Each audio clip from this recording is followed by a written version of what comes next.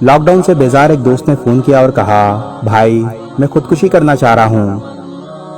میں نے کہا بسم اللہ سو بسم اللہ، کب تک امید رکھیں؟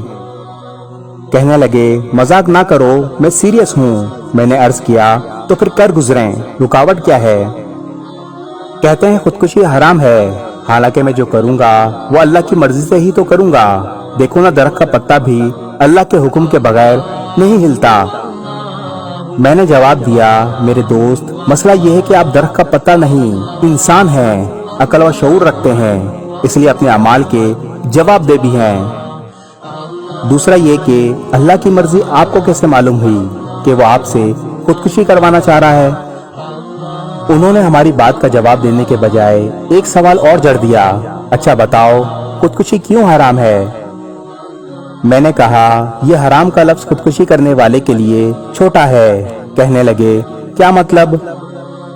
میں نے کہا آپ کسی شخص کو زندگی گزارنے کے لیے کسی اچھی اور مہنگی سوسائٹی میں بنگلہ خرید کر دیں اور اس کی روز کی تمام ضروریات فراہم کرنے کا وعدہ بھی کریں اور زندگی بھر اپنا وعدہ بھی پورا کرتے رہیں، اور کسی ایک دن آپ کے دیے ہوئے بنگلے کی کسی کھڑکی کا شیشہ ٹوٹ جائے اور وہ بندہ جس پر آپ زندگی بھر احسانات کرتے رہے ایک صبح آپ کے دروازے پر کھڑا ہو، اس بنگلے کی چابیاں آپ کے سامنے پھینک کر کہے مجھے نہیں چاہیے تمہارا یہ بنگلہ شنگلہ، تو آپ کا کیا رد عمل ہوگا؟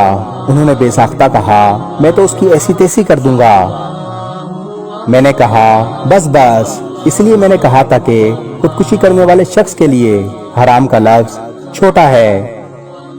یہ سن کر انہوں نے نہ جانے کیوں فون بند کر دیا۔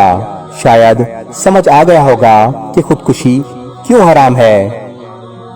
یہ دکھ اور یہ اذیت تمہاری زندگی کا عارضی سا حصہ ہے، ابھی تمہیں یہ سب بے وجہ لگ رہا ہوگا، مگر جب ان آزمائشوں کے بعد اللہ تمہیں ہر چیز واپس لوٹا دے گا تب تمہیں احساس ہوگا ہر شخص، ہر دکھ، ہر تکلیف اور ہر جیت تمہیں اللہ کی طرف لے جانے کے مختلف بہانے تھے۔